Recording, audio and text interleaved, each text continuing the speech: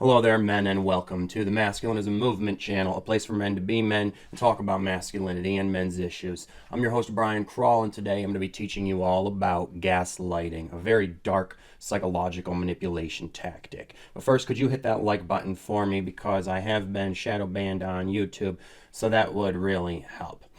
Now, Merriam-Webster's dictionary defines gaslighting as psychological manipulation of a person, usually over an extended period of time, that causes the victim to question the validity of their own thoughts, perception of reality, or memories, and typically leads to confusion, loss of confidence and self-esteem, uncertainty of one's emotional or mental stability, and dependency on the perpetrator. The next definition is the act or practice of grossly misleading someone, especially for one's own advantage. The term gaslighting comes from an old play, which was turned into two feature-length films, one in 1940, which was shorter, and then one in 1944, which was longer, and which is the one that I saw. And it starred Ingrid Bergman and was about a criminal who had seduced a woman who owned this estate, or this house or whatever, which he knew had some jewels in it because he had actually already been after them before with its previous owner and had killed her, which is the girl who now owns the house's aunt. And what the man is doing is trying to get the girl to go insane. He's trying to drive her mad using these gaslighting methods. And so what he will do, one of the main things, which is what the movie is named after and the term is named after, is he will change the level of the dimmable gaslit lights. And when the woman says, the lighting changed, he'll deny it and say, no, it didn't. It was always like this. Or he'll, say, well, I didn't touch it, and call in, the servants and ask, did you touch the lighting? No, well, no one touched the lighting. The lighting couldn't have changed. So he convinces her that it's a figment of her imagination. When in actuality, what is happening is the lighting changes because he's in another room and turns on the light there so that he can look for the jewels. So he doesn't want her to know what he's doing. So he lies to her and paints a false reality, which shows that even though he is doing this on purpose, oftentimes girls will gaslight guys just as part of the process of lying to them and trying to get them to believe a lie. It isn't just a lie, it is a distortion of reality. It is trying to get the person to believe in a false reality that does not exist. So this is actually, very manipulative, very mentally unhealthy. And what the man does beyond that is he will take pictures off of the wall and hide them, and steal objects, and accuse the woman of losing them or of moving them, and she has no recollection of doing it. But he'll call in the servants. They have a cook and a maid, so he'll call them in and ask them if they did it. So he'll say, well, if it wasn't them, are you accusing them? You're not accusing them? Okay, well, if it wasn't them, it must have been you, right? So he's very manipulative when he'll do what I said in the last video was called triangulation, or, calling in supporters, so he'll say, well, none of us did it, right? Do you guys swear that you didn't do it? Do you want me to fire them? No? Okay. So you're not accusing me, you're not accusing them, so that only leaves you, right? So this is the type of things that manipulative people will do. When they can't even prove you wrong, they'll get you to doubt your own reality, your recollection of events. And when it's an argument between two people, like it often is in a relationship, and it's your word against hers, the only thing she could do to change your perspective is to change your perception. Understand? So this guy in the movie was constantly trying to tell the woman things happened that didn't actually happen, that she doesn't remember, or telling her that things that she did remember didn't actually happen.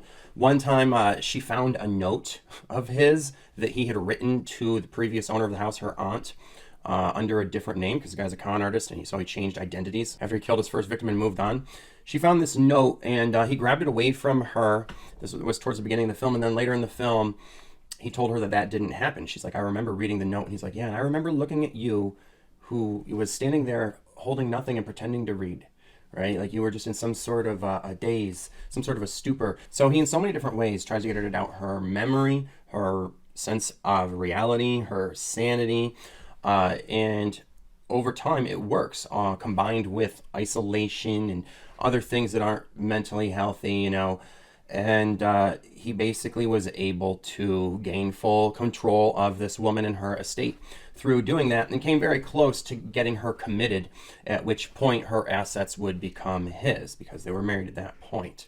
So that's where the concept of gaslighting comes from originally, and then it was, of course, adopted by psychologists who turned it into an actual, theory and set of behaviors. And one of the most common ways I've found that women and people in general will use gaslighting is by trying to get you to doubt your own memory and recollection of events, which is easy to do. It's easy to doubt your own memory because memory is malleable and not very accurate. Specific details of events are often difficult to recall and hazy, and our recollection of them only gets worse over time, and thus, more easily manipulated.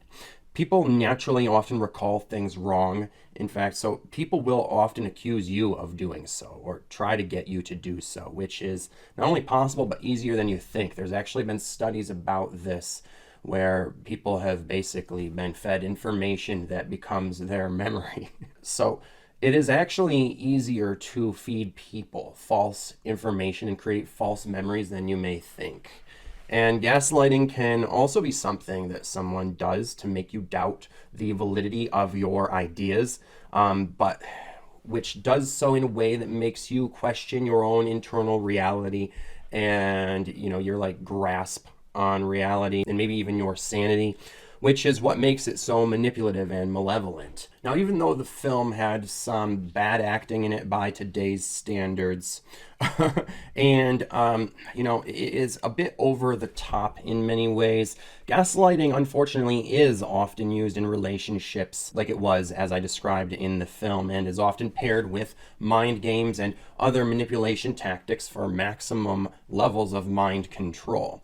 This type of thing is really only possible if you live with a woman long term, though. And I personally have had multiple women who I've lived with do these things to me over the course of months or years. However, gaslighting isn't always going to be a large-scale operation. It can actually be very subtle and commonplace, and thus is quite normalized in many ways, which makes it very hard to detect, and is just a very insidious part of female nature and this toxic femininity we see in the modern woman and what us men have to deal with in dating and relationships. And with women, even relating with them casually, gaslighting can happen casually too. Women often gaslight others very casually because it just comes to them naturally. And that is because it is a symptom of narcissism. And why I'm going to be covering narcissism very thoroughly after this in a deep dive where I'll be doing a number of videos on it, so you can look forward to those. But now I'm going to go over some of the most common examples of gaslighting that I've commonly encountered and observed in the world. You're remembering wrong. That's not what happened. Then they proceed to try to retell a story in a different way in order to literally change history and alter your memory of what happened to fit the way that they want you to remember it. I didn't say that. I said this, which they do basically the same thing as, previous, but in this case, they're trying to go back and edit and revise past words and change them without acknowledging what they had actually originally said, and are, just trying to trick you into thinking that something else was said in the first place. Or worse yet, to the next one, which is, you didn't say that, you said this. When someone thinks that they can edit what you have said in the past, that is serious gaslighting. And sometimes they may actually get away with it if they know you well enough to be able to say things that do sound like a quote from you. But eventually, they're going to use words in a way you don't, and that's when you for sure are dealing with gaslighting. Another is when they say, you're overreacting and making a mountain out of a molehill. Why are you being so emotional and going crazy about this? When this is said while you are being calm and in control and collected, rational, they're really just saying that because you brought up something they didn't want to address, and it's probably making them feel a little, anxious or crazy inside, so they might be projecting here. But, this is very common, accusing someone of being emotional when they're trying to state their position reasonably and rationally.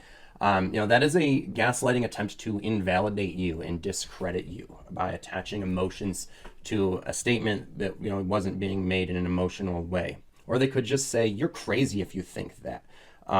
When, they're basically just dealing with a difference of opinion or difference in values or something, that challenges their ideology, they might try to find a way to call you crazy. And that is a subtle form of gaslighting. Another one is, can't you see or don't you realize this, XYZ, and then painting a different perspective of reality that, they want you to have. Or saying, that is not true. This is true, right? This isn't true and this is, and making you think that things that you know to be true, that you have either experienced or have evidence on, are actually false. And then, again, trying to get you to believe a falsehood. So for instance, women often use this when they're trying to sell the idea of romantic relationships to men.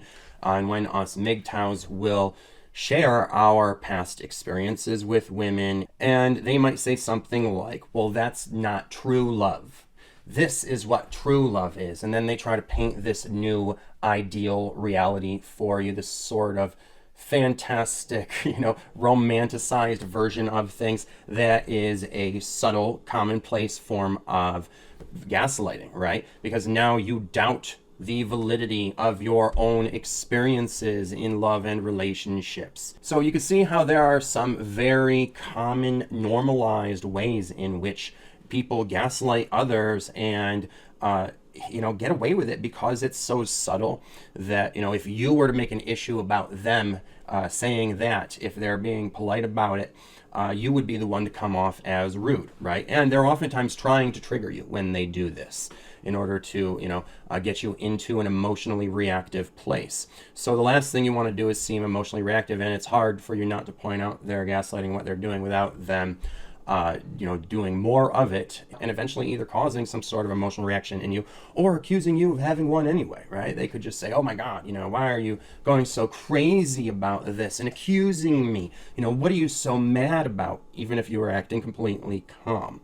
And the problem with gaslighting is that because they're going to deny it, is that you often won't be able to know for sure that they are doing it until you've been able to confirm it as a pattern of repetition, right? So they have to do it on an ongoing basis before you know for sure that's what they are doing. And in the meantime, you will be doubting your own reality and perspective and perception and sense of things. And that is very detrimental to your mental health and well-being.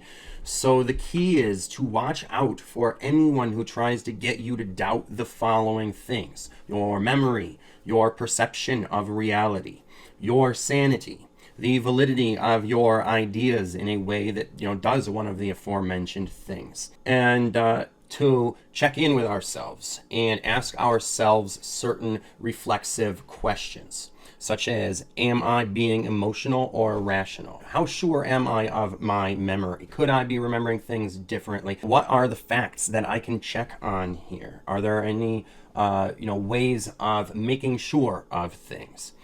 Could I possibly be wrong about this, right? Or what am I sure about that, I'm sure that I can't be wrong about, and what could I possibly be wrong about? And then for things that you can't back up with facts, you have to ask what sounds logical. Because women often use logical fallacies to manipulate and gaslight men, right? And oftentimes when women are doing these things, their words and actions will not be aligned, right? So you can ask yourself, does that sound congruent with everything else I know about the situation? Does everything add up here? If a woman is recalling a way that you spoke or acted, ask yourself, does that really sound like me? Or if it's someone else, ask yourself, does that really sound like them? Basically, you want to try to get to and stick to the facts and things that you can be sure of. And keep in mind, gaslighting is an advanced form of lying, and liars are painting a false reality. And you'll be able to find holes in it in ways that certain things are off, all right? They will eventually use words that do not sound like what, those people would say and sound more like what they would say. Or cite facts that do not seem congruent with other facts you know to be true.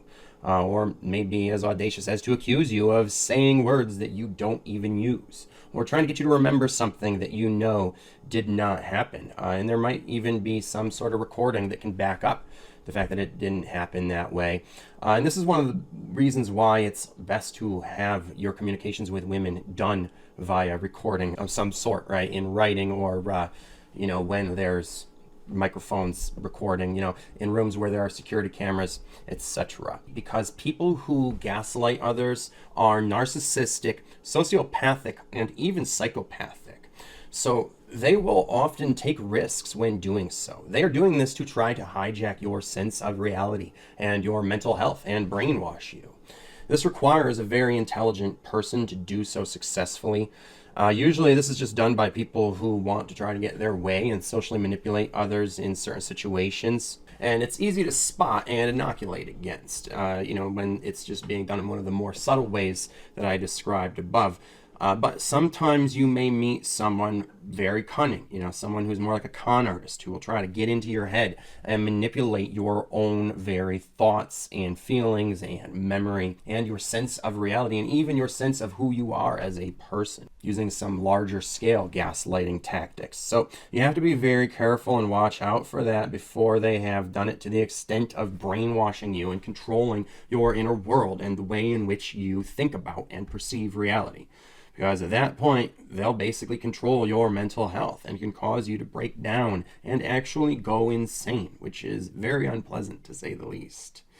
And this is something that can happen with someone who you don't even live with. You just have to have an ongoing relationship with them. This can happen between people who you work with, all right? So you have to watch out for these types of people. But now these types of mind games and manipulation is actually a type of what is called Machiavellianism, which is something I'm going to be talking about in the next series. And if you like learning about dark psychology, you are in for a treat because this next series is about the dark triad and dark quadrant, which are 3 to 4 of the worst psychological traits that a human being can have, of which Machiavellianism is just the first. So you can stay tuned for a deep dive into not only that, but also the others, which include narcissism, sociopathy, and more. Coming up in the next video series, starting after this one, and that concludes this talk. I hope I mansplained that well enough for you guys out there. Thanks for listening, and be sure to share your own thoughts and opinions by commenting below. And if you like this video, be sure to hit the like button and share these messages with everyone by sharing the video on social media and talking about these things too. And lastly, check out the links in the description below for other resources for your masculine personal development and living the life you want to as an independent man. And if you can afford to donate, please do so with the PayPal link below, because your support funds me doing this work and fighting a good fight for men like you. And you can stay tuned for the next video coming out soon, which will be on the dark triad. And make sure you're subscribed so you'll be notified when that is. And until then, take care of yourselves, men, because no woman out there is going to.